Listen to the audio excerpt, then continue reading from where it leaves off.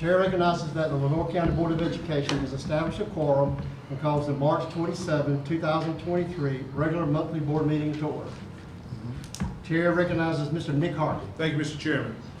Let us pray. May the words spoken in this room tonight be beneficial to the students, parents, staff, and administrators in our school system. And may we be led by the guiding principles to always base our decisions on the best interests of our young people. Amen. Thank you, Mr. Hardy. Please join me in the Pledge of Allegiance. I pledge allegiance to the flag of the United States of America and to the republic for which it stands, one nation, under God, indivisible, with liberty and justice for all.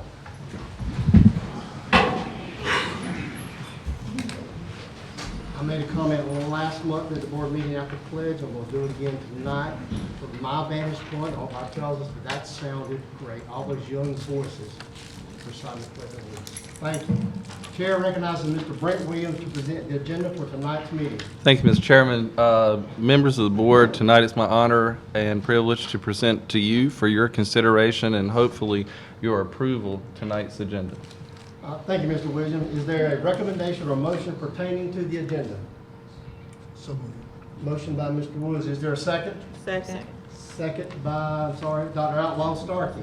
We have a motion by Mr. Woods and a second by Dr. Outlaw Starkey to approve the board agenda as presented. Is there any discussion? Hearing none, Chair will call for the vote. All in favor of the motion as stated, please signify by raising your right hand. All opposed, like sign. Motion carries. The agenda is set for tonight. Okay, I would like to, this time we'd like to recognize our elected officials, and I believe Mr. Preston Harris has joined us again tonight. County Commissioner, thank you, Mr. Harris, for joining us. I don't see anybody else. Also, I would like to recognize Ms. Melissa Michaud is here tonight as our legal representation. I do have just a couple of comments. I'll be brief. We would like to continue to thank all the teachers, staff, and employees, regardless of job description, for the outstanding commitment, dedication, and hard work that goes into making the students of Lenore County Public Schools successful, as well as the Lenore County Public School System itself. We want to assure all stakeholders that the Lenore County Board of Education and Administration will continue to commit to doing everything possible to provide for a safe and healthy environment for students, staff, and community. Hopefully, tonight we can get one more step closer to making a new Frink Middle School a reality. And as has become customary, Mr. Williams will highlight more good news about the hard work and dedication that Lenore County Public School students and staff have put forth that has resulted in numerous honors, recognitions, and accomplishments. And with that, I will recognize Mr. Williams to present the following honors, recognitions, and accomplishments. Thank you, Mr. Chairman. Good evening and welcome to all of our visitors, our parents, our staff members, and especially our students who are here tonight. It's great to have you in the audience. I want to begin tonight by expressing our deepest and most heartfelt sympathy to all of those, the family members of all of those who were injured and killed today in school shooting in Nashville and that terrible tragedy. May we all continue to lift them up for hope, comfort, and peace in the healing process in the days to come. Last week was a very difficult week for our school system. There are many great things going on and many great events, and we'll talk a lot about those tonight with great pleasure. But it was also a very difficult week for our school system. Anytime when we lose a student, certainly it is and the most painful thing. And one of our own, Jaden Ellis, a junior at Kinston High School, died last Saturday, March 18th. Please join me in continuing to keep Jaden's mother, Ms. Sheena Copels, his father, Mr. Ellis, Jaden's entire family, and the Kinston High School family in your thoughts and your hearts during this difficult time and in the days to come. As I said earlier, it's a busy time for our school system. Our schools are very active right now. We've just completed the third 9 weeks, and believe it or not, it doesn't seem real, does it? These students here know that. We've started the fourth 9 weeks. We're preparing to land the plane on this school year, the last few weeks of the school year. Last marking period, report cards went out, and I know for all the scholars here tonight being honored and presenting. That was a great thing, those report cards, right? I asked my 2 children at home, it's a great thing. They go, ugh, Dad. But I know that it was a great thing for you, and it was for mine too. I'm just kidding. But we are starting the home stretch, as they say, in the school year. We're very pleased to do that and very proud of what our teachers and students are doing. Their efforts are making a significant positive difference. We see that in the learning. You'll see it tonight when our students present. It's a digital learning showcase, but it's learning, and you'll see that in what they share with you.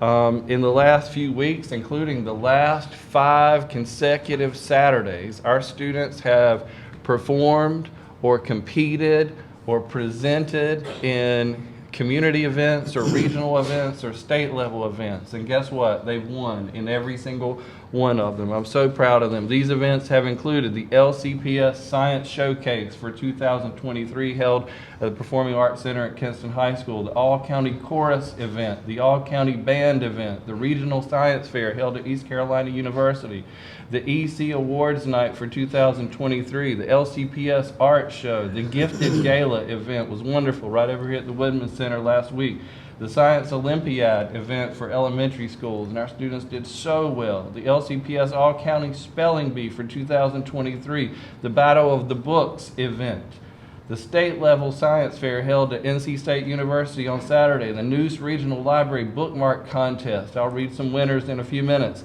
and the state-level Quill Writing Awards, just to name a few. Our kids are getting it done in the classroom. Our kids are getting it done beyond the classroom. They're winning at the county level, the regional level, and the state level. I couldn't be more proud of them. You'll hear about 2 big scholarship winners. What do? We educate kids. We, pursuant to the diploma and beyond, and hopefully success in college and life beyond that, you'll see 2 major scholarship award winners tonight. You'll see some of our staff members who are recognized, and most important, you'll see our students presenting the learning. I'm very proud of that. Looking ahead, we're looking forward to the Careers on Wheels event that you'll hear about tonight from Ms. Cawley in a presentation, and next week we have our Special Olympics Day coming up. We're really excited about it. And tonight it is my honor to present some recognitions and honors to some of our students and staff members. First, congratulations to Kinston High School senior Darian Wilson. Darian is the latest LCPS student to win a coveted Moorhead Kane Scholarship to the University of North Carolina at Chapel Hill. In competition for the nation's oldest merit scholarships, only 3% of applicants are chosen. 3% in the nation. Darian is the 3rd student from our district to win a Moorhead Kane Scholarship since 2007, an honor equally shared among North Lenoir High School, South Lenoir High School, and Kinston High School. This scholarship that Darian has won is valued at $80,000 for in-state students. The scholarship covers all expenses for 4 years of undergraduate study at UNC and offers a program of unique enrichment experiences. Darian measures up to Moorhead Kane standards for his leadership, his character, scholarship, and physical vigor. Academically, he's pairing AP classes at Kinston High School with college-level classes through Lenoir Community College. He's a student representative on Kinston High School's school improvement team, a member of the National Honor Society, and active in Student Government Association. He tutors other students in math and is a part of LCPS's partnership with the AmeriCorps, and has competed as a member of the school's Quill Writing team that I mentioned a few minutes ago. He's in his 4th year as a pitcher and infielder for the Vikings baseball team. Outside of school, he's a longtime employee of Bojangles. And what I can say about Darian, he's a great all-around young man. Mr. Darian Wilson, if you would come forward, please.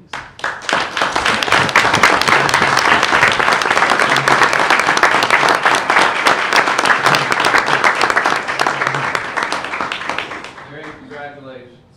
While we're getting your certificate, would you like to share with folks what this scholarship means to you, or something that you learned from the process? Okay, I'd say, I'm very excited about the opportunity I have received to be a Moorhead Kane Scholar. It has many different opportunities. The opportunities are endless. This summer I actually will be taking part of the outside leadership course. I'll be gone. I'll leave in the middle of July, and also will return a couple days before my move-in date. And yeah, I'm very excited about the opportunity, and I can't wait to spend the next 4 years at UNC Chapel Hill.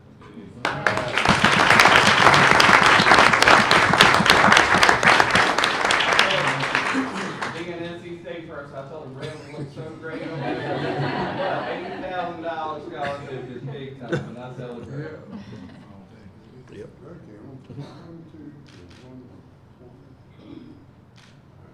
Good job.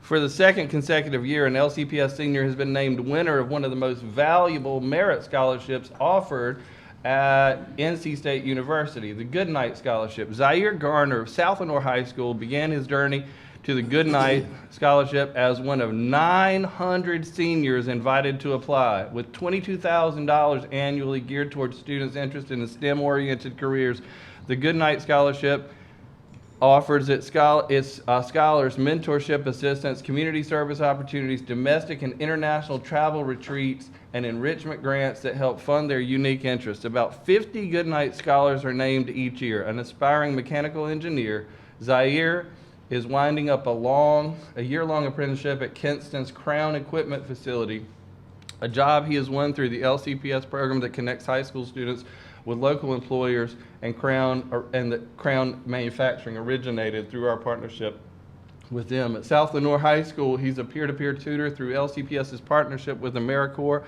and in the community, he's active in the Chick-fil-A Leader Academy and the Junior Leadership Lenore. Congratulations to Zaire. Zaire, you come forward.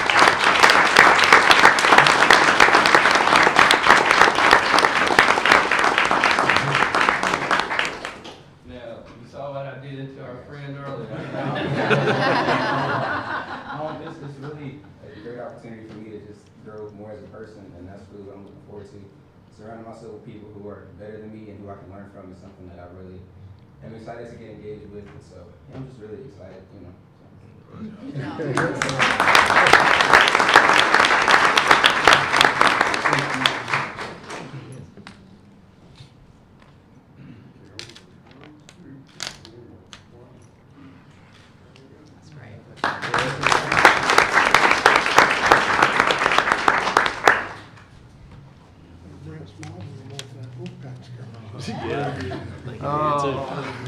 I smile for both. Do you see that? Allegations. Allegations are false. Okay. All right. So, 8th graders from E.B. Frank Middle School made history no pun intended, made history at the Regional History Day competition held March 22nd at East Carolina University. After earning the right to compete at the regional event by winning their events at the first ever school-wide competition at Frink earlier this month, 7 students and their 3 projects will now advance to the state level National History Day competition in Raleigh in April. Congratulations to these winners. And if they would come forward and stand up here, we'll present certificates to all of you and get a photograph. Asher Ortman.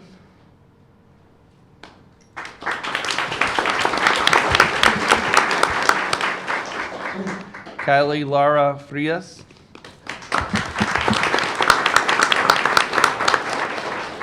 Haley Heath.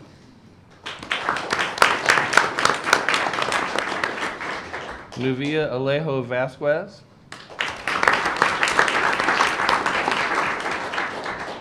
They win first place in the junior group website category. Taylor Benton and Aiden Zaklis won first in the junior group documentary category. Emma Grant third in the junior paper category. And congratulations to Mr. Chadwick Stokes, the E.B. Frink history teacher who prepared his students for this event. Mr. Stokes, we'd like you to come forward as well.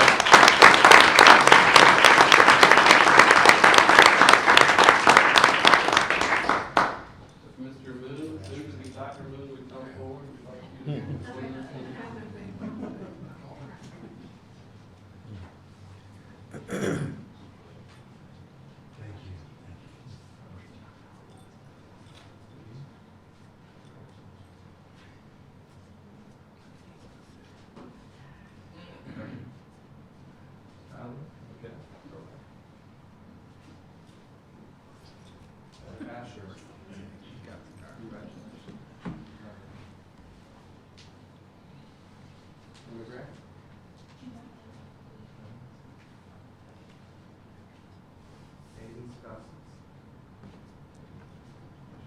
Did I get it right?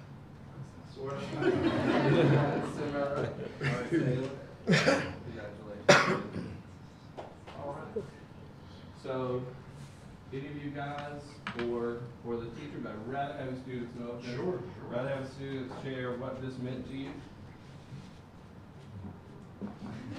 Sure.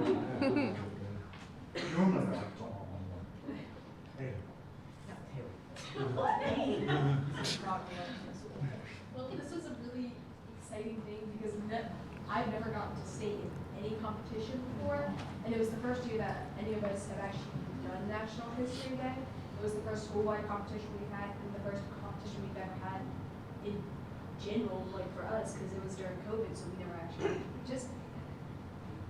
And I think it's just really exciting to actually get to say it, have an actual championship. No doubt.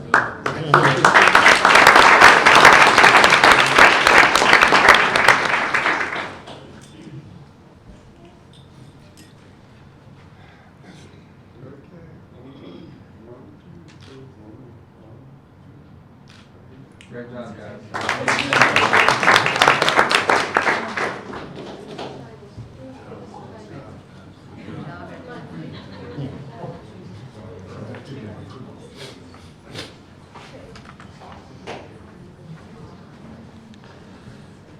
Congratulations to Bryson Kennedy, a fourth grader at Pink Hill Elementary School, who won the he was an exemplary award winner at the North Carolina Science and Engineering Fair this past Saturday.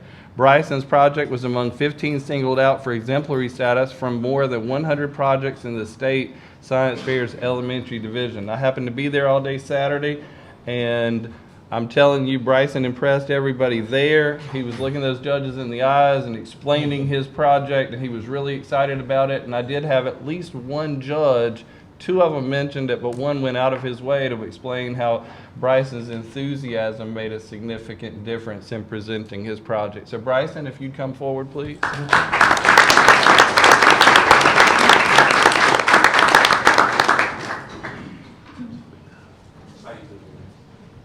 Like only Saturday, right? Bryson, you want to, congratulations to you. You want to just share with them briefly what your project is? It's about the enamel in your teeth, about what will harm your teeth and what will not harm your teeth. Tell them what you learned. I learned that lemon juice is the worst for your teeth because it'll break down the enamel of your teeth. I thought lemon juice was a good cleaner. Tell them what you learned about the commercial toothpaste. I hope none of the companies will listen. The commercial toothpaste with the fluoride on that. He said they're okay. What would you recommend to them? I like the whitening toothpaste. Okay. The whitening toothpaste really does work. It works a little bit. It works better than everything else. Because you know this, trial and error, the scientific method at work. We're really proud of him at East Carolina University. He impressed them there. He impressed them at NC State last weekend. Folks, that's what learning is. And by the way, I've seen him present 3 times the same project at Kinston High School at our showcase, at East Carolina University at the regionals, and at the state level. Each time he got better and stronger. That's learning in its purest form. I'm very proud of him.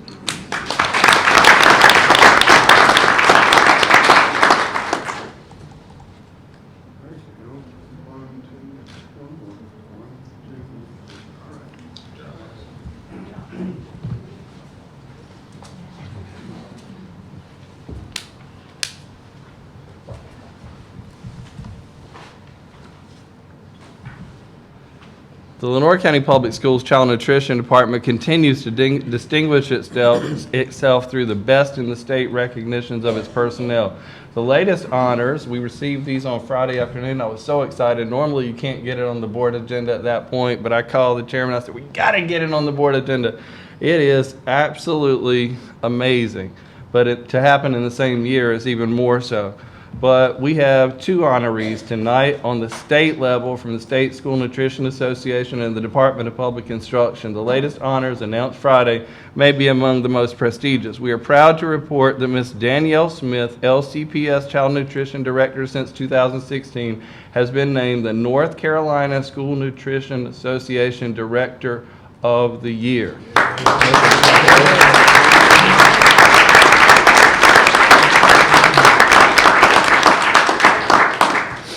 Ms. Smith, would you come forward over here? And we're going to recognize you, and then I'm going to ask you to help me recognize someone else, okay? All right. In addition to Ms. Smith's honor, one of our employees, Ms. Norma Smith, School Nutrition Assistant at Moss Hill Elementary School, has been named the North Carolina School Nutrition Association Assistant of the Year. Let's recognize her.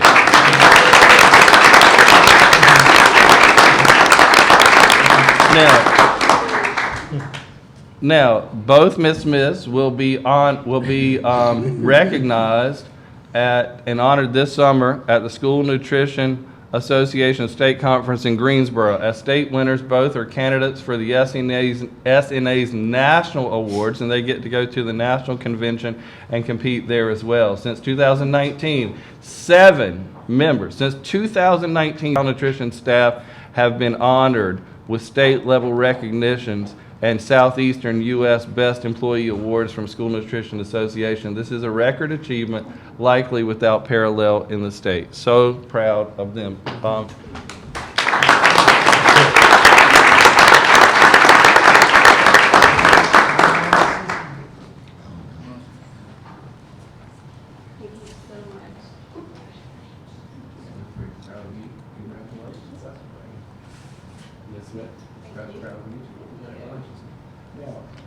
Ms. Smith and Ms. Smith, like share what these, they just said that they're going to award everybody named Smith. But these two ladies do an outstanding job for us. Both are in there every day. When the pandemic happened, they didn't hesitate. They were leading on the forefront. They were serving meals. Governor Cooper shut down schools on Saturday afternoon at 3:15 on Saturday. We were out here meeting on Sunday. Monday, the teachers and staff members were passing out remaining coats, things in lockers, iPads, chargers, all that. Tuesday morning, our buses were running with meals. So we were serving that quickly, from shutdown to serving breakfast and lunch. Lunch for that day, a shelf-stable breakfast meal for the next morning. So proud of them. And that was during the pandemic, and since that time, they've continued on and continued to excel. They're adding things like professional development for staff, like a yearly banquet for staff, taking more staff to competitions, learning, growing, developing. Couldn't be more proud of them. Both of these ladies have an outstanding attitude and are just a joy to work with. Would either of you like to say anything? Well, I would like to talk about Norma, because Norma Smith is amazing. She actually took on extra responsibilities this year. We have had a manager out. She has stepped right on in. I received an email that said, I'm ready to get out of my comfort zone. And I thought, wow, this is great. So to have staff to do that is amazing. To have faith in me that I can push them, I have been pushing them. But there's a reason, and this is right here. Right here, because she's taking a leap of faith by pushing on and wanting to take those responsibilities. And I just think that's amazing. And thank you, Norma, for being there. I have to tell her to go home when she's sick, and she is just amazing. And she wants to be at work. She's excited about being at work. And as a director, that's my goal, is to feed our students every single day, breakfast and lunch, no matter what. But the other thing is, I want our employees to be happy at work. They're not going to come to work if they're not happy. And I've always been really big about a good work environment. And so, but I can't do it. I can't do it with all these cafeterias unless I have people like Norma here. So thank you.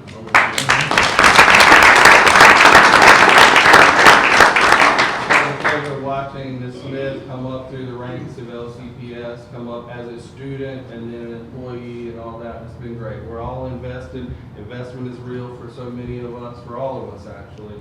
But she's been invested for a long time. She is LCPS. So we're very grateful and proud of her. Oh, we got Gotta a get- picture. Your homes will have us, you don't. That's right.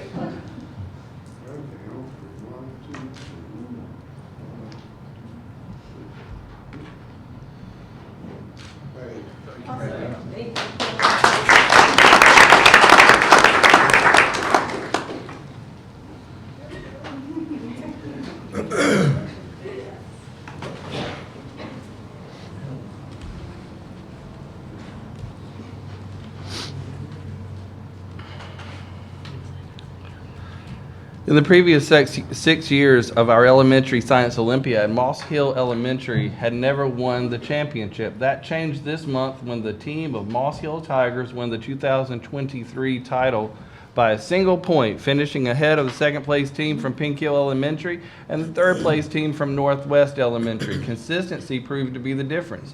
In the 15 events, Moss Hill competitors finished first, second, or third in 10.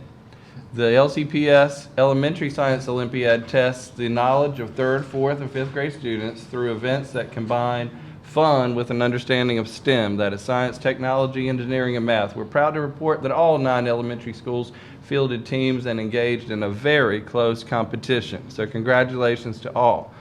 The Neuse Regional Bookmark Contest, sponsored by the Neuse Regional Library, was held annually by the Friends of the Neuse Regional Library. LCPS had 4 first place winners, 4 second place winners, 3 third place winners, and 22 honorable mentions. The winners will be recognized at a March 30th celebration at the Kinston Library. Kindergarten Division first place, Kinley Veal, Contentia Savannah K-8 School. Second place, Kathlena Medford, Southeast Elementary School. Third place, Anna Lee Heath, Southwood Elementary School. Honorable mentions, Bellamy Lawson, Northeast Elementary School. Diana Lopez Garcia, Southwood Elementary School. Gavin McNulty, Northwest Elementary School. Jordan Rouse, Northeast Elementary School. Zane Smith, Moss Hill Elementary School. Congratulations to all of our winners. First and second grade, and we'll look forward to that program on March 30th.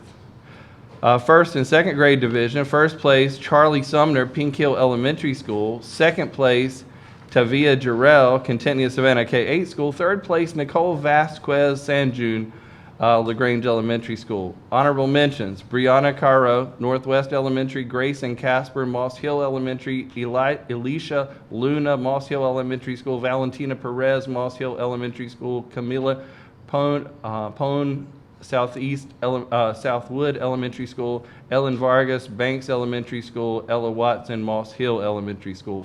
Third and fourth grade division, first place, Rebecca Graham, Contentia Savannah K-8 School. Second place, Chris Pridgeon, Moss Hill Elementary School. Third place, Raven Webb, Pink Hill Elementary School. Honorable mentions, Malaya Edwards, Northeast Elementary School. Leslie Godinez, Southwood Elementary School.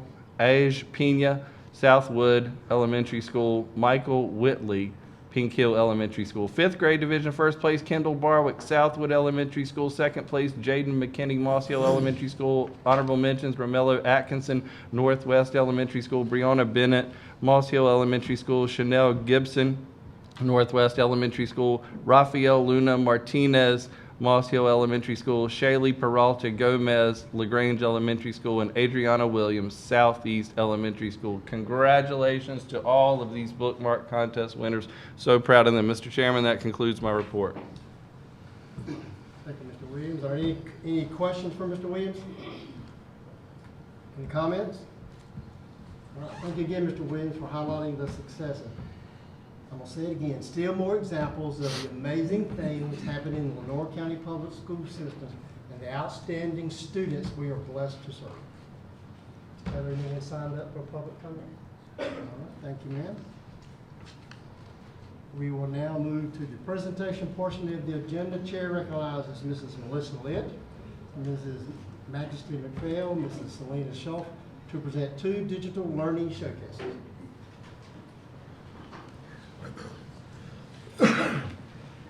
Good evening, Board. It's my pleasure tonight to introduce Ms. Caroline Sudreth, Digital Learning Specialist at Woodington Middle School, and Ms. Majesty McPhail, 8th grade teacher at Woodington Middle School. And they have students here that they'll introduce to you as well. Thank y'all so much for having us. We're really excited to share just a little snippet of what we've been doing at Woodington this third 9 weeks. Ms. McPhail and I co-planned a social studies lesson based on the North Carolina and California Gold Rush.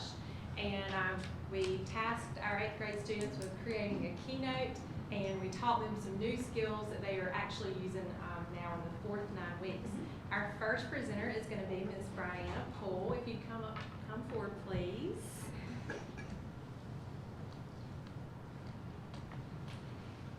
Have a seat.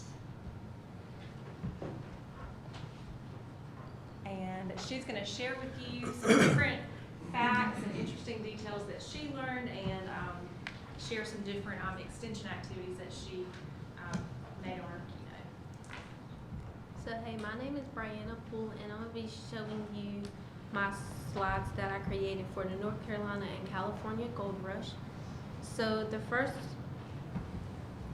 arrow that's pointing is going to go to my North Carolina slide, and this one's showing you North Carolina and my Little Meadow Creek. So this picture is an example of Little Meadow Creek. And here's some facts about North Carolina, Little Meadow Creek. Most people that went to North Carolina to find gold were not as notable as Thornton and Company. Following veins of white quartz into the ground allowed more gold to be recovered. People came from all over the world to make their fortune. Many of the immigrants came to North Carolina during the gold rush, and there were many single men. The Cornish people, a unique culture within Great Britain, came to North Carolina gold rush.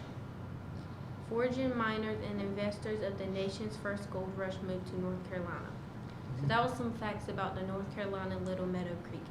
So at the bottom, there's a little house. It'll take you back home. And then there's another arrow that'll take me to my California slide. And this is my California Soder's Mill in Coloma. Here's some more facts about the California. California was also famous for the gold rush. James Marshall gold discovery leaked out, and people rushed to begin mining. Marshall made a sawmill building, and he also made water to go through the mill trail. At the time of the discovery, the non-India population was 14,000, but soon turned out to be 25,000.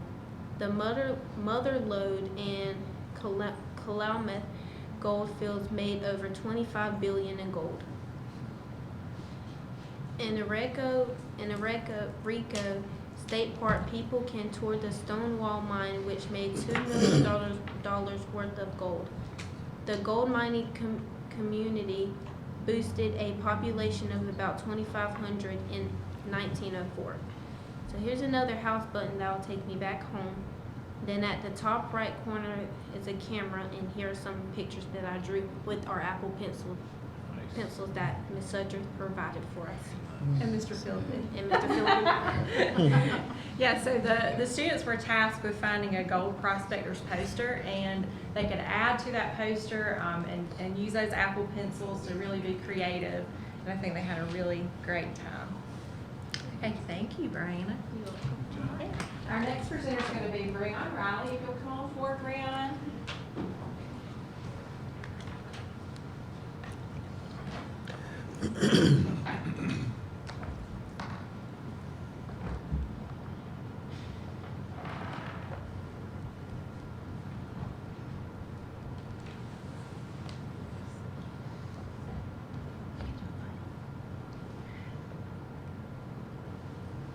Breon, go ahead and tell them what you learned about the North Carolina and California Gold Rush. My name is Breon, and I will tell you about some of the things that I've learned about the North Carolina and California Gold Rush. As you can see right here, here are two pictures on where the Gold Rush sites were first found. Yeah, so we've got a map of North Carolina where gold was found, and also California where gold was found. So why don't you show them what happens when you hit those two links, Breon? The first dot on the left will take you to where all the facts on the North Carolina Gold Rush is about. Yeah, North share a fact with Carolina them. Gold Rush. Conrad Reed was 12 years old fishing in Little Meadow Creek on his family's farm when he found the first golden nugget in 1779. Around 1805, a few years after Conrad's discovery, newspapers began reporting gold mine activity. People came into the area to look for gold. In 1825, Matthias Behringer discovered that the gold could have been found in the veins of white quartz. When I click this home button, it will take me back to the first page. The second button will take me to the slide on where the facts about the California gold rush. James Marshall made his inspection of the sawmill he was building for John Sutter. The previous night, Marshall had diverted water through the mill's trail race to wash away loose dirt and gravel. On that day, he noticed something shiny, so he picked it up and he realized that it was gold. By the spring of 1849, the biggest gold rush in American history was on the way. By the end of 1849, the population had risen to nearly 100,000 and continued to swell. And you want to share with them your gold prospector poster? When I tap this camera button on the slide, it will take you to where the drawing that I've made with an Apple Pencil that the school provided me. So he added some action to his. So the students are really having a great time kind of playing around with that. Have anything else you want to add, Bree? All right, you did a great job. Thank you.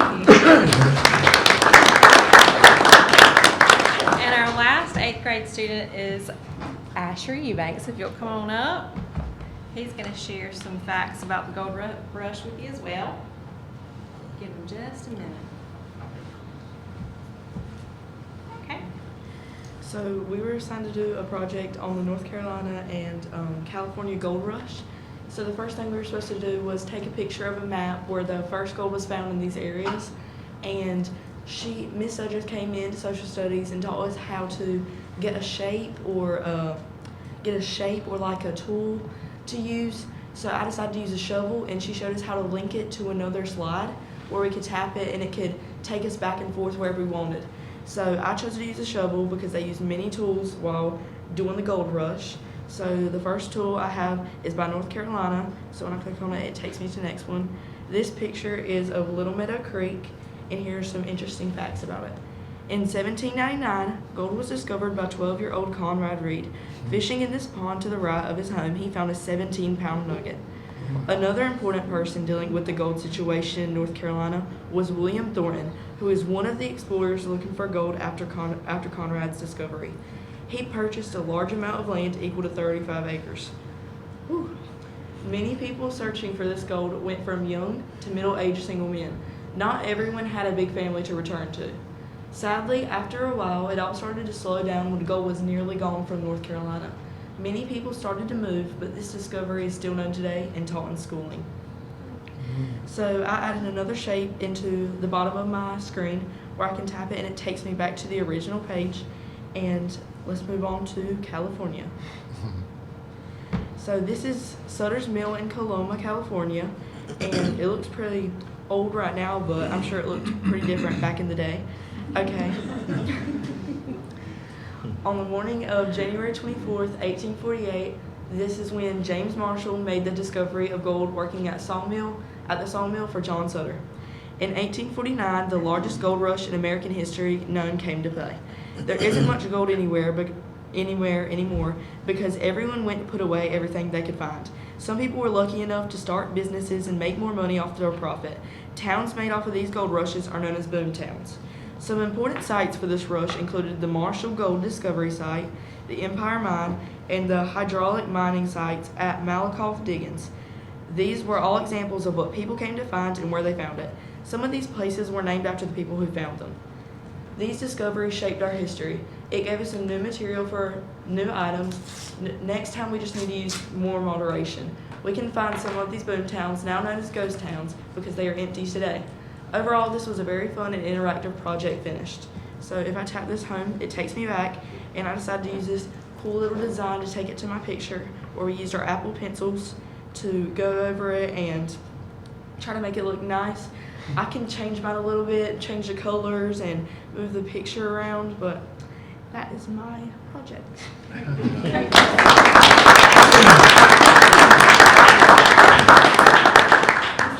love to hear just how learning has changed in your room over the past. Sure. So Ms. Sedgwick and I planned a project for the North Carolina and California Gold Rush because that's what we were studying at the time. This was last month. And what I've done is I've kind of used the skills that she taught the students to incorporate them in future projects. So a project that we did after this actually had her use those same skills that she taught them about using shapes and linking things into the project. And the kids really enjoyed it. One takeaway I think was really great is just, as you can see, it got the students really engaged. They loved it. They wanted to put their own personal flair onto it, and I think that really helps, especially in education, trying to add their own personal style to it. It makes it a lot more engaging. So much. So the next two students we'd like to present are our 6th graders, and I work with Ms. Shove. She's an ELA teacher at our school. Unfortunately, she couldn't be here tonight, but we co-planned the opening to her poetry unit for the third 9 weeks, and we found a poem that's been released from the EOG. The students and I read the poem. We talked about some different poetry-specific vocabulary. We talk about tone, figurative language, all of those deep type topics that they encounter on the EOG. And to make a fun spin, the students created clips reading the poem, and they found pictures on the website, and they created a video. So I would love for Jace Elmore, you're going to come first, please. You have anything you'd like to add, Jace? I think you said it all. Okay. So, Jace, if you want to play, you can play your clip video. The Two Friends by Carolyn Wells. A spider and a centipede went out to take a walk. The centipede said frankly, "I will listen while you talk, but I may appear distracted or assume a vacant stare, because to keep my feet in step requires my constant care." Said the spider, "I appreciate your most peculiar case, and your feet must be quite handy when you want to run a race. But though you gain in some ways, in some other ways you lose. And of course, my friend, you must be quite extravagant in shoes." Ah yes, a heavy sigh escaped the centipede. "And I have other trials too. My life is hard indeed. Why, sometimes when I'm very tired, a long, long time it takes to ascertain with certainty which foot it is that aches. And when I go to dancing class on Saturdays at 3, I find the first position very difficult for me. Though I put my best foot foremost and good time I try to keep, to my chagrin I often find a foot or two asleep. Athletics I attempted, but alas, I must admit that every exercise I tried, I put my foot into. I think I'll join the football team, as many friends suggest, before I have one foot in the grave and gout and all the rest. But now I'll say good morning, for my friend I have to stop to get my boots blackened neatly at this little boot black shop. And as you may imagine, it will keep me here some time, but what is worse, I'll have to pay him many a hard-earned dime." The spider said good morning and pursued his way along, and as he went he murmured in a thoughtful undertone, "I'm a happy little spider, and I'm very glad indeed that I was born an octopus and not a centipede."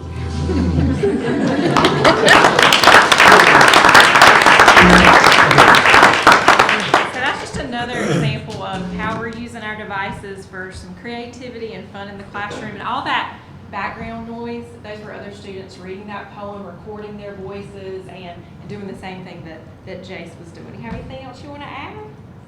Okay. Okay, and our last guest is going to be Braylee Turner. She is also in Ms. Shove's class. And Braylee, do you want to tell the board your experience, talk about your experience? Okay, well, go ahead and give it a play. The Two Friends by poet Carolyn Wells read by Bradley Turner. The spider and the centipede went out to take a walk. The centipede said frankly, I will listen. Oh no. Just like I should have listened to you. I think it died. She said you don't need to turn off that screen. It's gonna die. I'm sorry, Bradley. Do you want to? I'm sorry. Yours is dead. I apologize. So, do you have anything you would like to add, maybe about the experience of doing the project since we can't hear you read it? Right. What did you learn? What was one thing that you learned?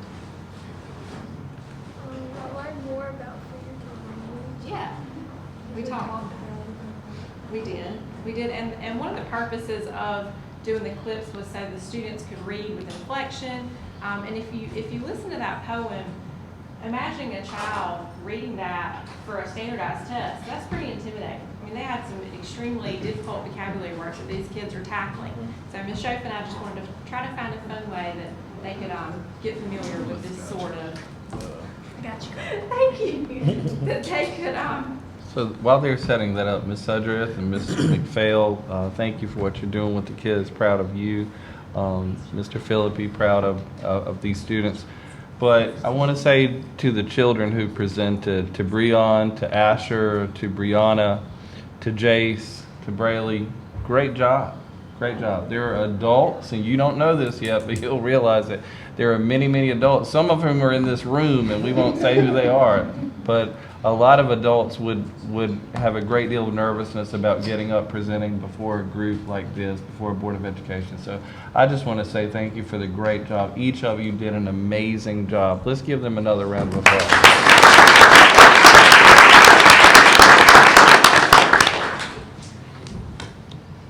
And these are the occasional things that happen in the classroom. For Star Wars, Something, things occasionally die. for any Star Wars We're fans, flexible. for any Star Wars fans here, Miss Lynch is a technical Jedi. You might want to let it charge for just a minute with the next presentation and then bring her back to finish hers. If we could do that. Sure. That would be okay. We've wrapped up our Woodington piece. So if it's okay with the board, we'll let it charge for just a moment while we have the next presentation, and then we'd love for Ms. Turner to be able to do the presentation. So, yeah, can we go to Careers on Wheels and we'll come right back? Yeah, if you- Yeah, if you'd like yeah. to. Ms. Colley, you're up. Or sorry, Ms. Chairman, you do that. Chair recognizes Mrs. Stacy Collins to present a preview of the North County Public School Early Workforce Development Partnership Initiative, Careers on Wheels. I yield back. Thank you. Good evening. Thank you for allowing me to come share with you about our Early Workforce Development Careers on Wheels event that we will be having this week. Careers on Wheels is an opportunity for us to spark curiosity for our children through real-world experiences and then being able to see community members and how they utilize tools and vehicles to do their job. So our purpose is to spark that student curiosity of various careers by creating a hands-on exploration experience through a connection with our community workforce. We have numerous community members that come and they present and share what they do every day with our children, and it just opens our children's eyes to avenues that maybe they haven't thought of before. To prepare our students, our counselors play a critical role in helping our students understand what careers are and understand the different career fields that we have access to. They start off with a career interest survey that's done through Major Clarity. That's a program that we use in elementary, middle, and high school. And the survey just asks questions that helps them see what their personal interests are and what careers align to those interests. Our counselors also lead lessons with our 4th and 5th graders based on the major career fields such as STEM, agriculture, marketing, medical, law, and public safety, and government. So our last year was our first year doing this, and it was incredible. We had over 68 community members participate, and that was our city, like maintenance, and our county, LCPS, business owners, military was there. Over 42 careers were represented. Just some examples were scientists, military, maintenance, law enforcement. We had 1,250 students Last year it was for our 4th and 5th graders, and so all 9 elementary schools participated. This year, since our 5th graders this year got to go last year, we geared it towards our 4th and 7th graders, just to get them exposed to what they can actually do when they grow up in our community. It is bigger this year. We are expecting about 80 community members, again, just people throughout Lenoir County and beyond. We actually have a few people coming from outside of Lenoir County as well. We have 50 careers represented. That ranges from automotive, engineering, fire and rescue, archaeology, law enforcement, and many, many more. We expect about the same number of students because it equals to be about the same. But 13 students will be able to participate this year. 13 schools, I'm sorry. So perception, just last year with it being our first year, it did really spark the interest of our students and got them thinking about what they wanted to do when they grow up. Chloe Davis was a 4th grader who saw that she wanted to be be a doctor like her aunt when she grew up. Adamaris Pena was also a 4th grader last year who enjoyed it very much. And Caitlin Perez Herrera said that they taught me about what they do, their work, and their career. So she learned a lot that day from the presenters. Evan Taylor, the assistant superintendent at Caswell Research Farm in Kinston, was also one of our presenters last year. He brought drones and a tractor, and he taught students about food production and the research that's done around that. And these were quotes by WNCT. We did have 2 news stations cover our event last year. These are just a couple of the pictures of some of our community members. We had our Kinston Maintenance Department and Danny Smith Trucking. You see we have our sanitation. We had Barnhill Road that paves our roads. We had our Kinston SWAT truck, which was brand new. Our children were the first ones in it, so that's exciting. Duke Energy was there, and you see they even let the children dress out. And a lot of our career and community members did let the children see the tools, touch the tools, things like that they used.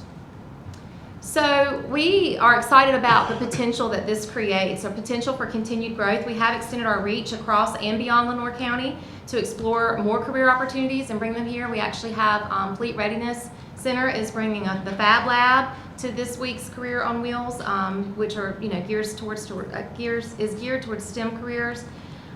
We feel like this is just a step in continuing the community bonds that we have. We had over 50 local businesses, which strengthens that school and community relationship.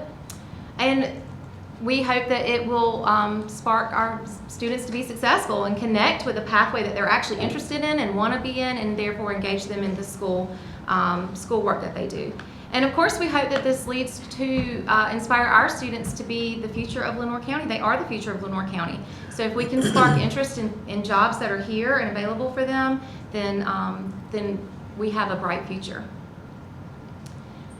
A picture is worth 1,000 words. This is one of our students who was so excited to be in that piece of equipment, and they were all excited. It was definitely all smiles that day, and we are planning for it to be all smiles on Thursday. You've received the invitation. We would love to have you come out Thursday. Anytime between 9 o'clock and 2 o'clock. Elementary is in the morning, and 7th grade is in the afternoon, but we would love to have you there. And Ms. Colley, lunch is provided for board members who come in for please come all. around 11 o'clock to get your lunch. And you have a surprise. I know you might not be able to talk about it, but I do have a big surprise. It might fly in. I actually have a couple of fly-in surprises, so Okay, that's one she hasn't told me about. I know about one of them. I can tell you about one. Okay. You want to know about one? Let's- Draken is going to do a flyover for us. Okay. So they're not going to land on, but they are going to fly over, and they will actually have a tent set up too, where they can show kids what they work on and what they do. And that's the contract vendor who works out at GTP and works with the United States military training Air Force pilots, and they pretend to be foes. And they have jets out there, and they're doing battle maneuvers training with the pilots. It's very fascinating. So they're going to do a flyover. They're going to do a flyover, yes. And we might have another piece of brand new equipment, multi-million-dollar equipment, fly in. We hope so. Something that has a rotor, but I can't say what it is. So, okay. All right, any questions for Mrs. Colley? Any comments? All right, thank you, Mrs. Colley, for that preview. Oh, Thursday. More examples of the community partnerships that benefit the students of Lenoir County Public Schools. Mr. Smith just asked a question. Is that Lenore? He asked about the location. Yes, it's at the fairgrounds. Fairgrounds. Mhm. We want to move on, or are we still charging? Ms. Lynch, are we ready? I've got a nice report if we're not, so we'll see. Well, I think this is very good because it shows what every teacher goes through every day when dealing with Yeah, so it many also different shows- devices. Yeah, we're prepared and we'll change on the fly if we need to. So we were using a cell phone charger. They take a long time to charge an iPad. So this one will work, hopefully. Say 11 to 2, right? And we'll just keep trying until we can get it. But promise we're gonna let you show it. But you can airdrop it to my device too. We can show it that way to you too. But I can, if it's okay with you all, go forward with my gifted gala if that's okay with the board chair. Okay, we'll move on. Chair recognizes Mrs. Melissa Lynch to present a summary of the Laurel County Public School System Gifted Gala event held on March the 21st. Okay, good evening. Good evening.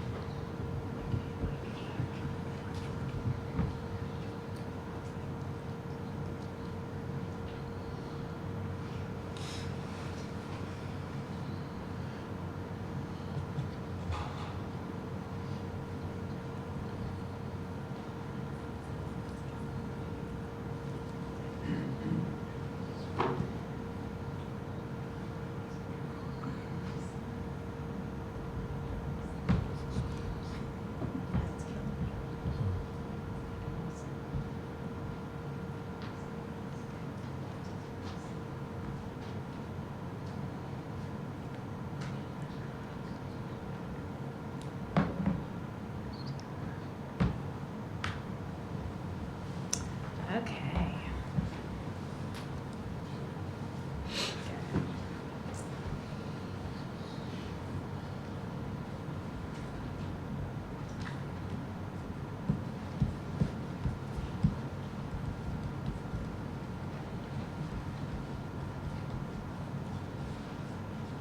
See, it's not just you. It happens to all of us.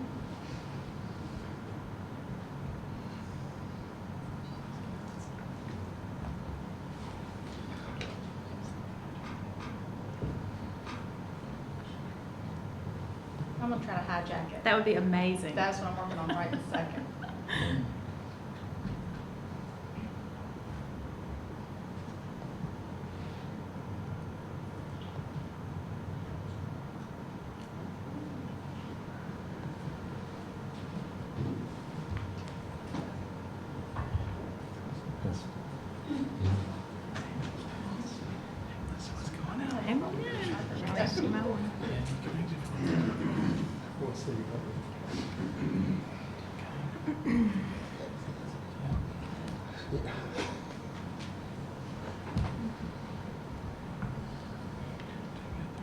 Complaining about my printer at home not I working. know. Look at this. It's contagious. It's contagious.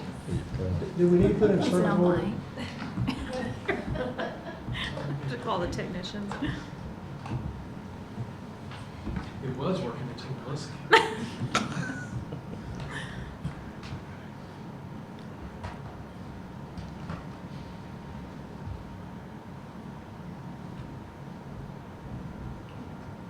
I don't know who that is. I think it's me. Is it you? Okay. Okay, well, good evening, board chair, board members, and superintendents. It is my pleasure to spend a few minutes tonight telling you about our gifted gala that we recently held at the Kinston Community Center this past Tuesday, March 21st. The Gifted Gala is a long-standing annual tradition here at Lenoir County Public Schools. In fact, we've been hosting this gala since 2011 was the latest I could find. I actually spoke with Miss Pat Tunstall today and tried to figure out the exact date. But we've had this gala at many locations across the district. We've had it at Teachers Memorial in the cafeteria, at the Arts Council in downtown, and now we have it at the Kinston Community Center just down the road. It's a wonderful venue. And this year we were proud to host over 200 of our students to participate from all of our schools, all of our traditional schools and our early college high school. The Kinston Community Center was packed. It was full of students, it was full of families, community members, administrators, and school personnel. Students are invited to come to the gala, and they're invited to showcase their academic projects, their artistic projects, digital learning creations they've done throughout the year, STEM designs and demonstrations, and much more. It truly is a night for parents and community members to just see a taste of the amazing things that are going on in our schools. I have a few pictures to share just to kind of sum up the evening for you. We have a student from Northeast Elementary School that has on his iPad a student-created book. He created everything from the characters to the setting and actually was able to read or share his book with kindergarten and first grade students at his school once returning from the gala. We have students, third grade students from Banks Elementary that read a passage about roller coasters. They became interested, and so they built their own roller coasters with kinetics and tried their best to get that little car to go up the hill. It was exciting to see them. We also had some wonderful CTE students there that were representing their schools and their areas. We had Kinston High School with our health sciences. These young ladies had built a model of the circulatory system and were able to talk to you about how the blood flows through the system. And we had our FFA chapter of South Lenoir showing some of the beautiful plants that they are growing and trying to sell at South Lenoir coming up soon, and also talking to students about hatching the eggs, which you can't see, but they're in that incubator right there. This student from Frink Middle School down in the bottom corner, he is a metal worker. He loves to weld and loves to design, and he had a replica of the Wright brothers plane. And also in the back he has a design of a ship, and all of these are made to scale. They're just incredible representations of his talent. We have students from Kinston High School with Project Lead the Way that are showing some of their robotic skills and sharing that also with our students. I think that's one area of the Gifted Gala that we want to try to improve a little, is how to get our students involved. They're there presenting, but they really want to be seeing what everyone else is doing. So that's an area we want to work on. We have a student from Northeast Elementary that was very passionate about his Booker T. Washington project. He also had a presentation he developed on his iPad and wanted to tell me all about it, which I wanted to hear. These ladies from Contentnia Savannah Middle School did a science project early in the year that actually scientifically proved that there is a right way to throw a beanbag for cornhole. So it's not underhanded the way you would think, but these ladies have proved that you turn your hand over, you place the bag just in the middle of your wrist, and then you lightly throw the bag so that it slides into the hole. I have all the research behind it, and they can share it. We also had beautiful artwork, lots of paintings and also digital representations, which you see here on the screen. This was another student from Frink Middle School. It was a self-portrait that the student did using his digital tools on Sketches School, which is one of our apps. Absolutely beautiful. And our early college high school brought part of their business class. Their assignment for the year has been to create a business. Using the business model to create their business from scratch. And so they helped their teachers write a grant and received a Cricut machine and button makers and hot presses and lights and all the things you would need to run a business. And so these students were there showcasing the business they created, but also showcasing the products that they're able to make. We also had on the bottom left, I love this picture, it's students from Moss Hill Elementary, but what I really like about the picture is that it demonstrates the variety of projects that you'd see at a Gifted Gala. You have digital creations, you have models, that's a model of one of the human body systems that a 5th grade student created, and then you have our traditional, what we consider traditional projects as well, like the board game and the pizza box. All of these are examples of how our students are using those tools in a blended environment that truly meets them where they are and lets them express what they've learned. These ladies are from Rochelle Middle School.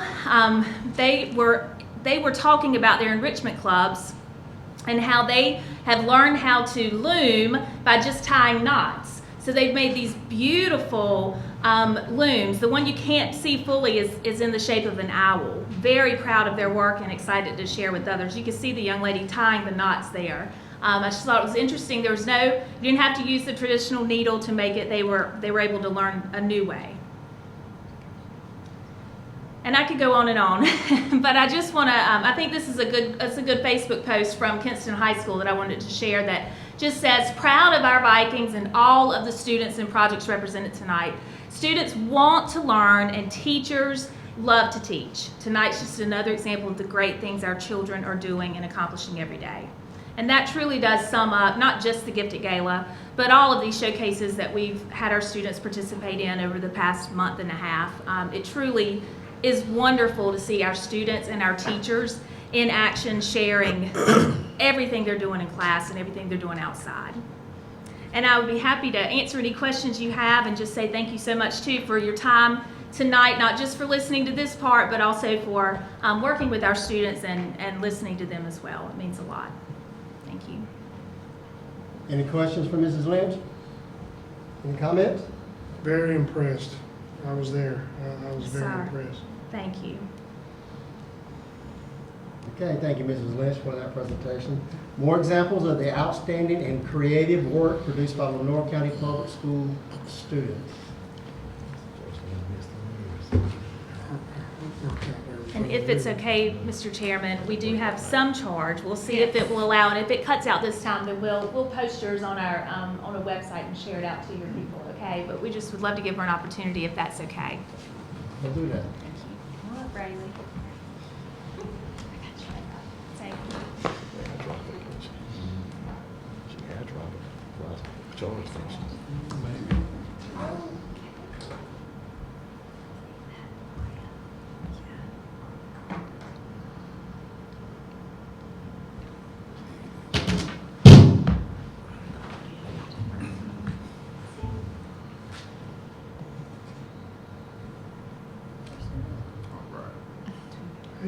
Let's try again. The Two Friends by poet Carolyn Wills, read by Braylee Turner. The spider and the centipede went out to take a walk. The centipede said frankly, I will listen while you talk, but I may appear distracted or assume a vacant stare, because to keep my feet in step requires my constant care. Said the spider, I appreciate your most peculiar taste, and your feet must be quite handy when you want to run a race. But though you gain in some ways, in some other ways you lose. And of course, my friend, you must be quiet, extravagant, and snooze. Ah yes, a heavy sigh escaped the centipede. And I have other trials too, my life is hard indeed. Why, sometimes when I'm tired, a long, long time it takes to ascertain with certainty which foot it is that aches. And when I go to dancing class on Saturdays at 3, I find the first position very difficult for me. Though I put my best foot foremost, and a good time I try to keep. To my chagrin, I often find a foot or two asleep. Athletics I attempted, but alas, I must admit, that every exercise I tried, I put my foot in it.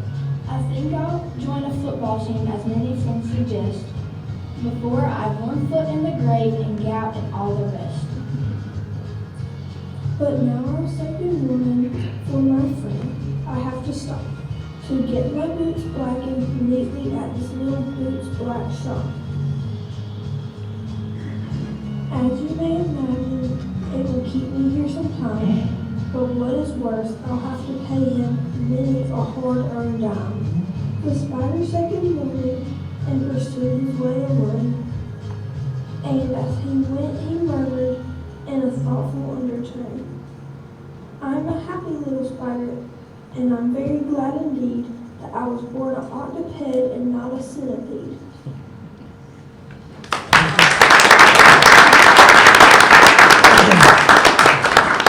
Great job. Thank you. Thank y'all so much. I appreciate it. Okay, now, are there any questions for Mrs. Lynch, Mrs. Sudrick, or Mrs. McPhail? It's not a question, but again, Ms. Sudreth and Ms. McPhail and Brayley and Jace, who was here, and Breon and Brianna. Asher, great job to you all. I appreciate what you're doing every day. The learning is obvious and apparent. I appreciate your teachers working with you, and just so proud of you and what you're learning, and that you're willing to come here and do this for this Board of Education to show your learning. So thank you very much. Let's give them a round of applause.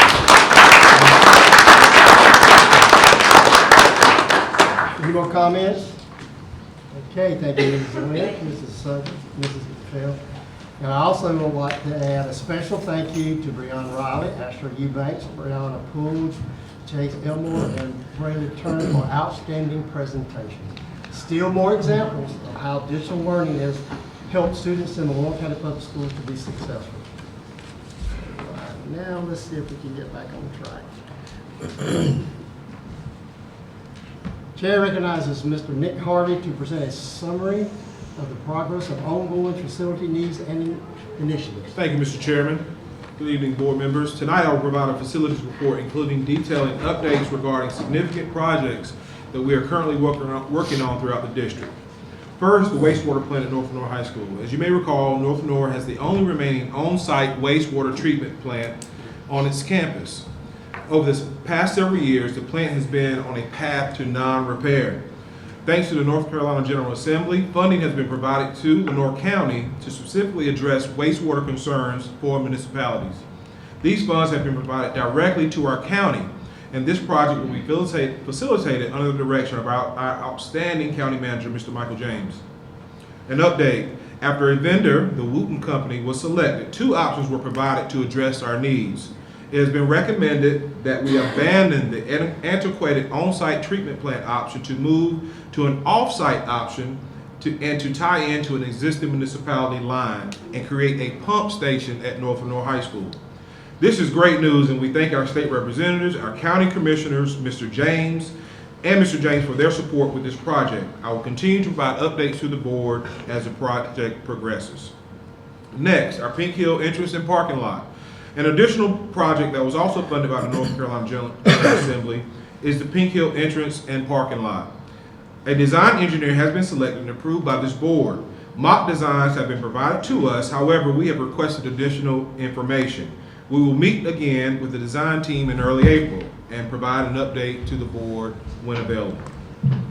The South Lenore High School gymnasium roof. If you remember, on January 4th, a significant wind event occurred on the campus of South Lenore High School that resulted in severe damage to its roofing system to the gymnasium. On Friday, our insurance adjuster with the North Carolina Department of Public Instruction approved our claim to move forward with the replacement of the roof. One caveat: we have told all contractors to ensure that Munn Gymnasium is available for graduation exercises on June 10th. The Lenore County Learning Academy.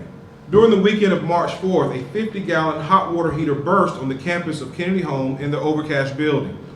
As you know, Lenore County Learning Academy is housed in that building. Staff member noticed water when they arrived to school Monday morning. Ms. Smith, principal of the Learning Academy, notified the district office, and Lenore County Public Schools maintenance workers immediately responded with wet vacs to remove the 4 inches of standing water that consumed over 50% of the facility.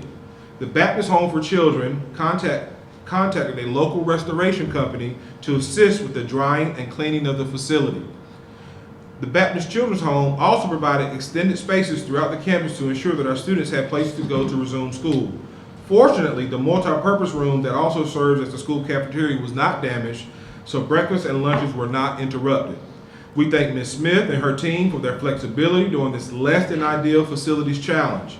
The initial projection for return to classrooms was sometime after spring break. I am pleased to report that due to their hard work, the hard work of our maintenance department, the restoration company, and the dedicated staff of LCLA, Our students and teachers have returned to their classroom 3 weeks ahead of schedule of what some projected. Finally, last but not least, Teachers Memorial. We continue to work with Darrington Smith, the Lenore County Board of Commissioners, and the City of Kinston to meet all state guidelines regarding the disposal of the property. That concludes my report. Any questions for Mr. Harvey? I have one. Yes, Mr. Anderson? Teachers Memorial Yes, sir. has been deemed surplus property. Voted 6-1 to close over 2, if not 3 years ago. Why is it still on the books? We are working with Darrington Smith, the City of Kinston, and our Lenore County Board of Commissioners to meet the recommended guidelines for disposal. Would it be proper for this board to say, through a motion, that that property should be disposed of by the end of this fiscal year? If that works with Darrington Smith's guideline, it's beyond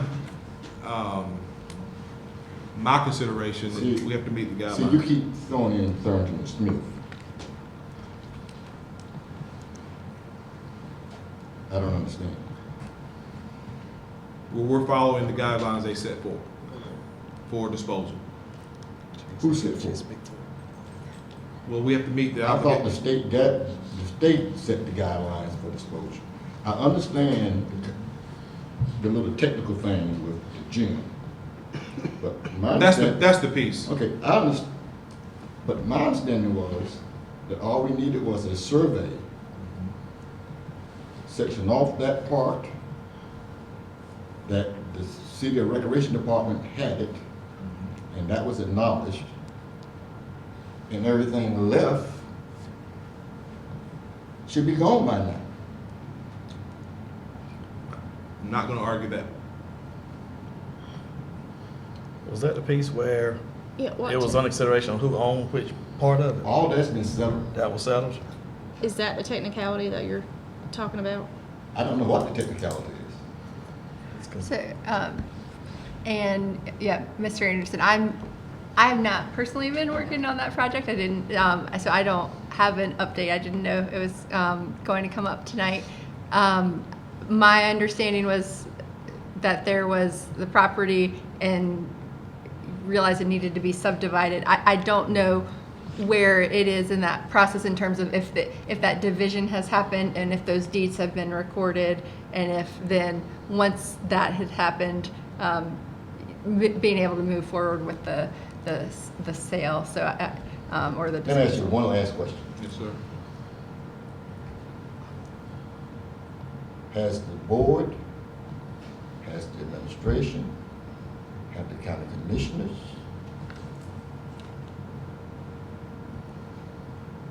I guess the recreation department would be the county commissioner. Yes. Okay. Have they all finished what they needed to do? Is my understanding, yes, sir. Most recently, however, there were, as of Friday, there was more information shared that some more subdividing needed to occur before it could be official. Required by who? It was the recommendation of our attorney. It seems to me that we're negotiating with our attorney on this property rather than the county commissioners or anybody else. And we're paying our attorney while we negotiated with a firm that we pay.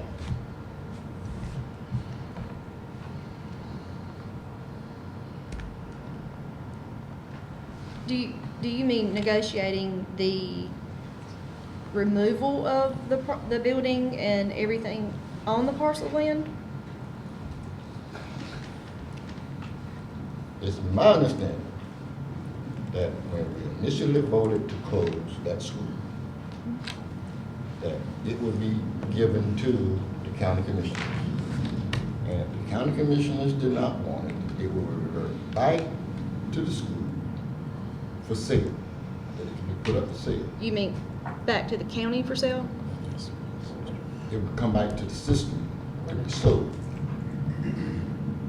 in that process, it was discovered that the gym had some technicalities about who owned it. The gym. It's my understanding that was cleared up. Evidently, there needs to be some more work done.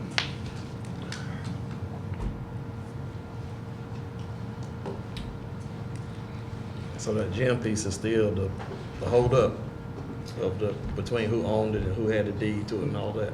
I think we have established fair market value. The county has met that obligation. Now, when the property was surveyed, evidently, we have been requested to have it subdivided more clearly. And once that's done, we can proceed with the disposal as two entities. Mr. Chairman. Yes, Mr. Anderson. Can the board assist the administration in dealing with the attorney to say that we would like for that particular piece of surplus to be finished by the end of this fiscal year? So I'm not involved on in a daily basis, but I mean, I just want a little bit, I have been told, it's all a legality, right? It's nothing as far as, nobody is part of legality, and that's got to be cleared up before we can move on with the disposal, either giving it to the rec department or the disposal of teachers. So if we put a deadline on something that might I'm be. sorry to cut you off, but when you say legality, the legality seems to be coming from our own attorney. Well, and again, so my understanding is that, you know, the process was started, you know, once the disposal, during that disposal process, you know, there was the realization that the property needed to be subdivided, and that's unusual. Usually, you know, when you start the disposal process, you have a sense of the property, and so I think, my understanding again, that created a wrinkle, and so I think, you know, you're just wanting to make sure that the survey is where it needs to be, so that the property that shouldn't be part of the disposal process, you know, isn't.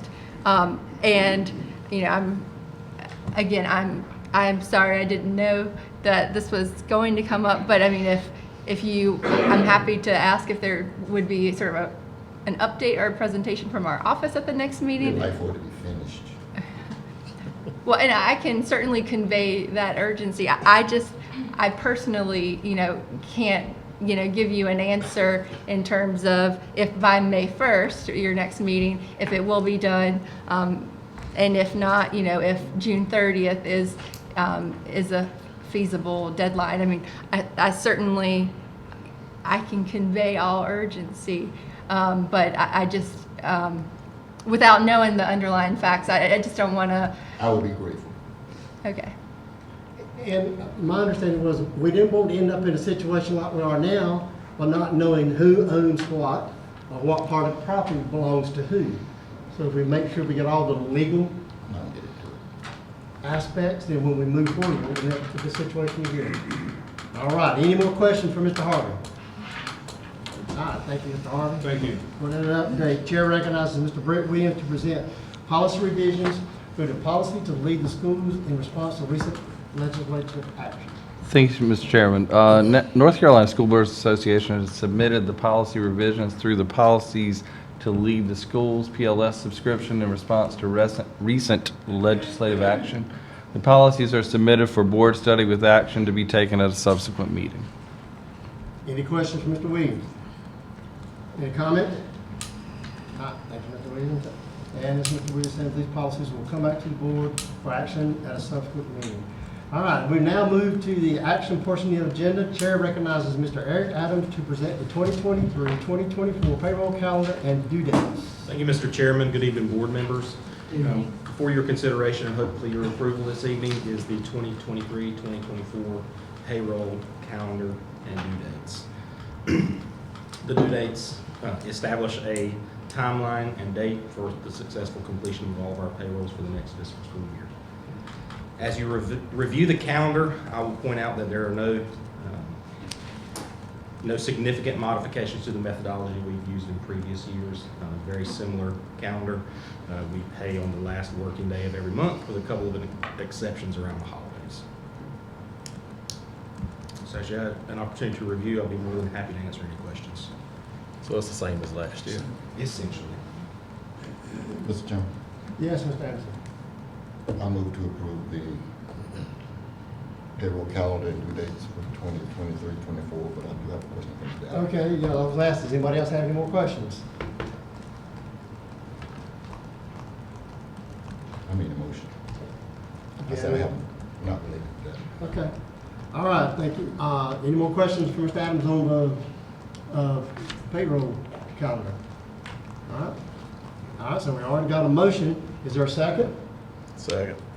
We got a motion by Mr. Anderson, and a second by Mr. Smith to approve the 2023-2024 payroll calendar and due dates as presented. Is there any discussion?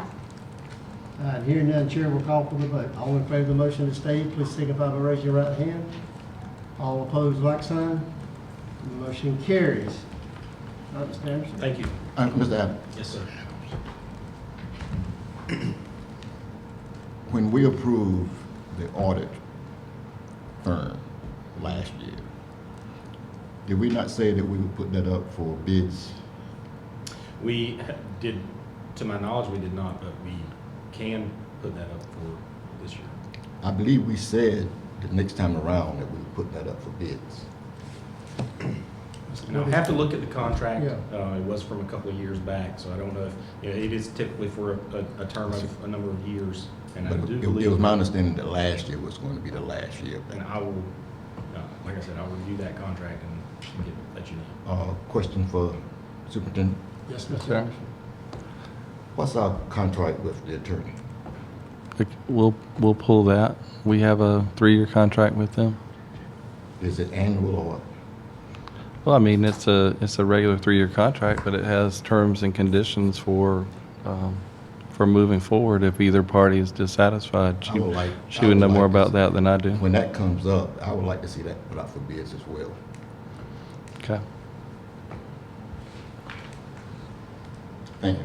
Thank you. All right, any more questions or comment? Chair recognizes Mr. Brett Williams and Mr. Nick Harvey to present an update on the selection of architectural design services for Frank Middle School. Thank you, Mr. Chairman. This is we'll defer to Mr. Harvey in a second, but this is an exciting item. It's one that has been sorely needed by the district for a long time. And we intend to apply for the needs-based facilities grant through NCDPI. And we are applying for a $40 million school replacement grant for E.B. Frink Middle School, which will pay for almost all of it. And we're really, really excited about that. And at this time, I'll turn it over to Mr. Harvey, but we've moved through the process. The subcommittee's been involved, or the board, and they've been leading this process, and we thank all the board members for what you've done, and we think tonight is a very important step. At this point, it's a symbolic step, but it will mean that we can start working on the grant. So we're really excited about that. Mr. Harvey? Thank you. On Wednesday, March 8th, our Lenore County Public Schools Facility Subcommittee met to hear from vendors as they provided presentations after our request for qualifications for a new middle school project. As you recall, Lenore County Public Schools is eligible to apply for funding under the Needs-Based Public School Capital Fund Grant. 3 companies, the Mosley Group, SFLA, and LS3P, provided information to our committee, including recent school building projects throughout the state and region. As you recall, we are eligible now because the payback through lottery funds is not, you don't have to do that as you had to do once before. So that's why we're eligible. Also, Frink Middle Schools meets all of the recommended areas for the grant. It's over 50 years old. There hasn't been construction since the late 50s. So we think we're in really good shape to be awarded this grant. The goal of our committee was to select a firm that would be most prohibitive for us to earn the money, because we know without the money we cannot build the school. So tonight it is our recommendation to choose SFLA Architects as a design consultant for the new middle school project, and to authorize Mr. Williams to negotiate a contract with SFLA to assist with its application for needs-based public school capital fund grant and to provide design consult services for this project. And of course, bring that back to the board. All right, any questions for Mr. Harvey or Mr. Williams? Which one did you say? Hold on, well, we're going to get a report from our facilities committee. Mr. King, Chair recognizes Mr. King to present a report from the facilities committee pertaining to Frank Middle School. Thank you, Mr. Chairman. A little bit about what Mr. Harvey said. I'd like to thank my fellow facilities committee members, our LCPS leadership team members, and all involved expediting the RFQ process so that we might move forward with new middle school construction. I'd like to thank all firms that were involved with the RFQ process and also thank them for their time and efforts. The facilities committee, along with the LCPS leadership team, narrowed the large list of candidates. Several firms were invited to the central office to make presentations to the facilities committee and members of the LPS leadership team. The committee agrees on one firm to provide their services in obtaining the needed grant and to also provide their expertise in moving forward with the planning and construction of a new middle school for Lenore County Public Schools. The Facilities Committee recommends the firm of SFLA. Thank you, Mr. Chairman. Thank you, Mr. King. So is that a recommendation from the facilities pertaining to Frank Middle School? Yes, sir. Okay. Is there a second? Got a motion, Mr. King. Is there a second? I'll second that. All right, Mr. Woods was the second. Okay. So as I understand, and then we'll come to the discussion, we're going to have a motion by Mr. King and a second by Mr. Wood to approve SFLA Architects as the design consultant for the Frank Middle School project and to authorize the superintendent to negotiate a contract with SFLA to assist with the application for a needs-based public school capital fund grant and to provide design consultant services for the project. Basically, just get together a proposed Yes. project to bring back to the board at a subsequent meeting. Okay, now, is there any discussion? I got one question. Mr. Anderson? What's the budget line that's going to be paid from? What's that? Where in the budget is that going to be paid for? The grant, if we had stated, it's, Okay, I'm talking about it's my understanding you're going to hire a firm to help assist in writing that proposal and everything else. Is there not a cost to that? oh, there would be. Okay, that's my question. Okay, Where well, is we that? have to, that's what we're building into the budget. We'll build that into the budget. You're talking about the next For year's next- budget, not this year's budget. Right. It's after July 1. Okay. Any discussion, any more discussion? And that's the part on the negotiation, Mr. Anderson. I mean, there's a standard set of fees, and we've looked at that with all the architects. I mean, there's a range that's pretty similar for all of You're them. answering my question because you're talking about next year's budget. Oh, yes, sir. Oh, yeah, we couldn't do it. Every year, every dollar's allocated for this year. The grants will be due sometime in July, and we haven't gotten a due date yet. And for the last 2 years, the announcements of awards have been made in early September. Okay. Mr. Chairman? Yes, Mr. I'd like to make a motion.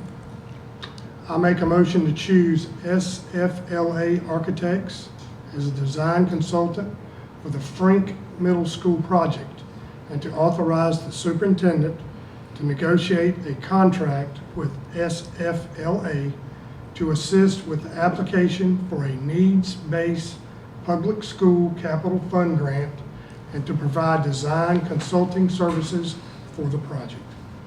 Thank you. And I think we've already got a second. Mr. Woods. Okay, any more discussion? Anybody got any questions? Okay. Hearing none, Chair will call for the vote. All in favor of the motion as stated, please signify by raising your right hand. All opposed, like sign. Motion carries. Thank you, Mr. Harvey.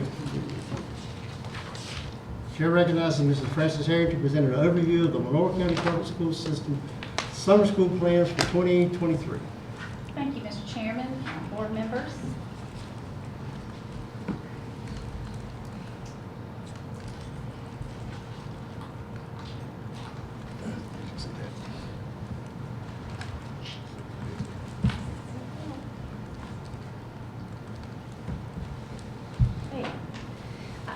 I'd like to provide for you this evening just sort of a quick view of our summer programming for 2023. The bonus structure and the summer offerings are almost identical to last summer. So we're not offering us any camps this summer that we didn't offer last summer. We're still following the required mandated offerings by the legislature.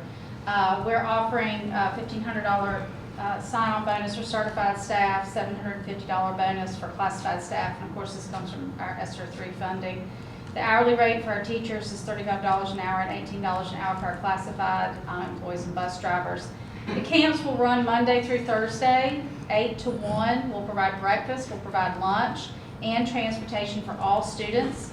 We'll have the Summer Bridge, which is for rising 6th graders, and that will run from July 5th through the 27th.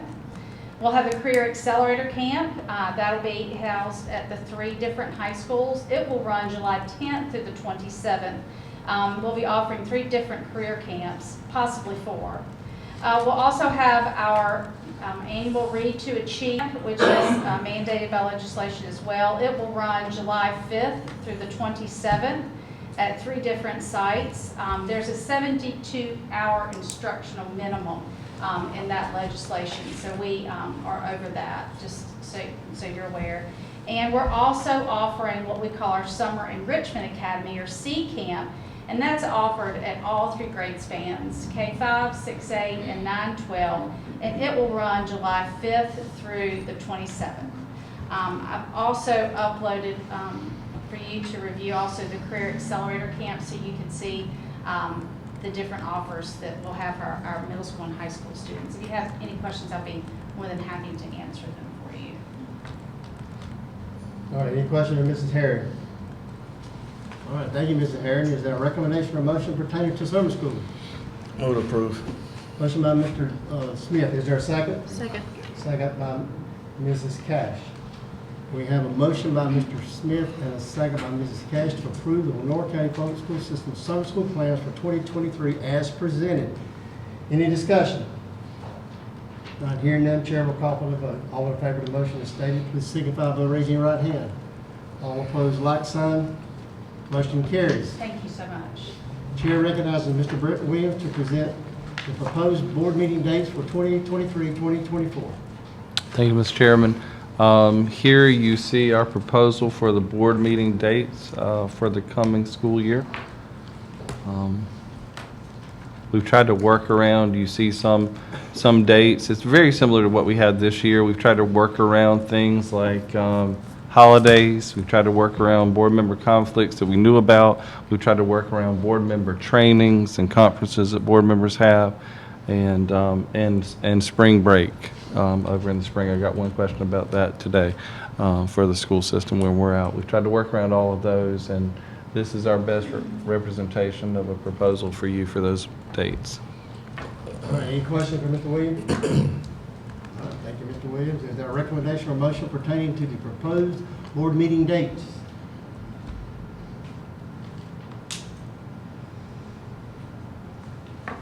Now, I think we have to set our dates now. We have to make it known in public, so we need a motion. Move to approve. Thank you, Mr. Anderson. Is there a second? Second. Second, Mr. King. We have a motion by Mr. Anderson, a second, Mr. King, to approve the board meeting dates for 2023, 2024 as presented. Any discussion?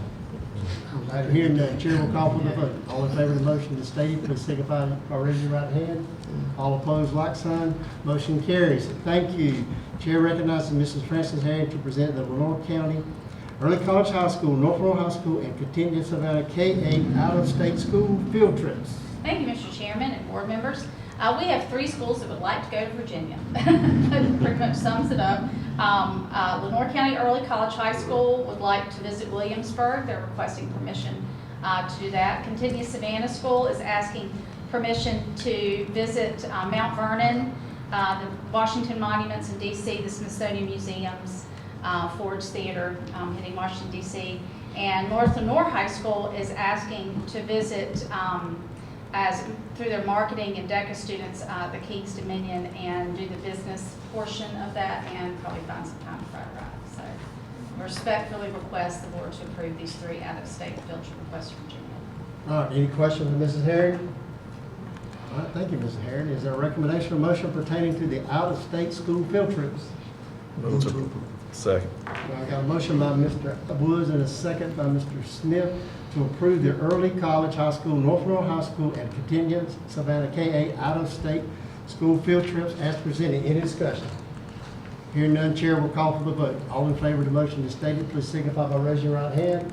All opposed, like sign. Motion carries. Thank you so much. Thank you. Is there a recommendation or motion pertaining to closed session? That's me. I move that Lenore County Board of Education enter into closed session under the North Carolina General Statute 143-318.11 to prevent the disclosure of confidential personnel files, to consult with the board's attorney in order to preserve the attorney-client privilege, and to consider matters relating to initial employee of an individual employee. Is there a second? Second.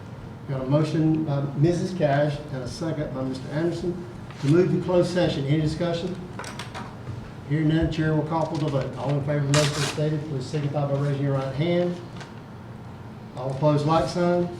Motion carries. We are now in closed session. Okay, chair recognizes that Lenore County Board of Education is back in open session. Before we start with the personnel recommendations, I would like to recuse myself from voting. I do have immediate family on the personnel recommendations. So is there a recommendation or motion pertaining to the monthly personnel recommendation? Move to approve. We have a motion by Mr. Anderson. Is there a second? Second. Second by Ms. Cash. We have a motion by Mr. Anderson and a second by Ms. Cash to approve the monthly recommendations with the addendum as presented. Any discussion? Hearing none, chair will call for the vote. All in favor of the motion as stated, please signify by raising your right hand. All opposed, like sign. Motion carries. Mr. Williams, is there anything you wanted to say about this? Okay. Now, is there a recommendation or motion pertaining to summer school recommendations? Move to approve. Mr. Anderson has a motion. Is there a second? Second. Second by Mr. Smith. We have a motion by Mr. Anderson, a second by Mr. Smith to approve the summer school recommendations as presented. Any discussion? Hearing none, chair will call for the vote. All in favor of the motion as stated, please signify by raising your right hand. All opposed, like sign. Motion carries. Okay, and now we're going to go back and address, Mrs. Michaud has informed us that she does have some more details about Teachers Memorial. Yes, thank you, Mr. Chair. So our office has been in touch with the county planning and inspections department about the subdividing the property. And so the next step is that the new plats have to be approved by the county planning department. And so then once that's approved, then it can be recorded. And then there's also had been a question about sort of access to the portion of the property that will still have the gym on it in terms of being able to access it with a driveway, and that an easement may need to be added. And I know that I think there's been talk about also reaching out to the city just to make sure that nothing else needs to be addressed for adjusting the southern section of a boundary line. So I know that we're communicating with both the county and I think the county's primarily communicating with the city to make sure that we're able to keep it moving. But I do think that the planning department has to approve the 2 new lots. So I mean, and we've asked what their timeline will be for that process. Dr. Harvey, is that your understanding? No, more work needs to be done, yes, sir. By the planning department? By someone. Is it your understanding that the planning department knows that there's additional effort on their part? I that's gonna be know required? Sharon Lynn, our new attorney that has her eyes on this, she shared with me that she spoke to Mr. Short from the county last week. I do know, well, according to her, she shared with me, she met or talked to Mr. Short on the phone and shared with him her recommendation. And I'll just add in, I know that the follow-up from our office to the county, one of those was this afternoon as well. So I know there was communication last week, and there's another update this afternoon, but I know board meeting days are crazy, so I don't know if, so I mean, that's been shared that we're trying to get an update about the timeline for that approval process. Understanding that you're the messenger, Yes. with all due respect, your firm needs to know that this has dragged on much too long. It's ridiculous to still be dealing with that property. I'll certainly convey the urgency. Thank you. You In said something sec- about that driveway. So is it a concern? It sounds like that driveway might be attached to part of the land that's been surveyed, therefore by needing an easement. Who's concerned? Who's concerned? I can't hear you. Who's concerned? Yeah. Our lawyer's concerned. Yeah. But I'm asking, is that the question that you just said that it needs to be solved? So that there would be access to a parking lot, but I think it's a driveway easement.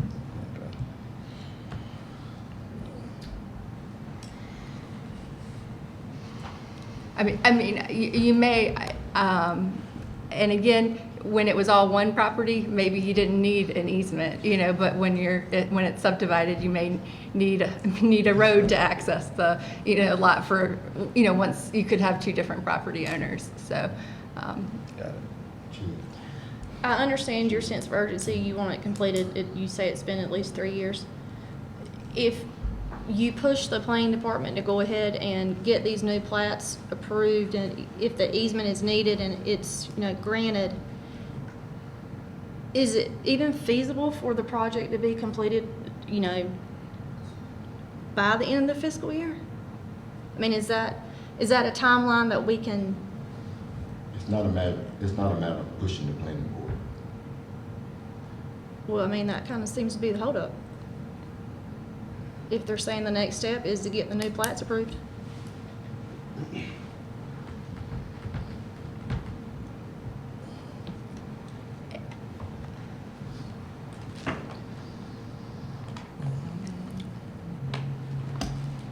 Okay. If that's not the issue, what's the issue? Or have I completely missed something? What have I missed? So are you saying the attorneys are not doing their job? I'm saying the attorneys get paid.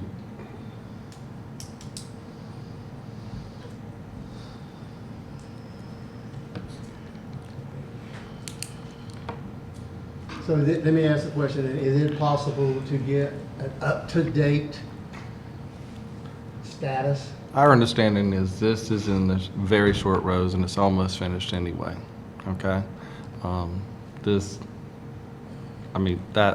That's where we are. It's almost done. It's a little bit of paperwork and it's going through. All the parties have agreed, the commissioners, the city, county, everybody's agreed. We're really where we need to be in the short rows. This is a matter of a couple of procedural steps, and then I think we're done. Isn't that where we are, Mr. Harvey? Oh, I believe so.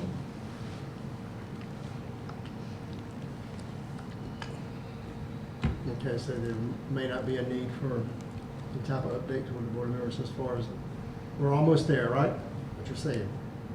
That is our understanding, yes. Okay, any more questions about teachers? Thank you. For anybody? Okay, no further business to come before this board. Is there a recommendation or motion pertaining to adjournment?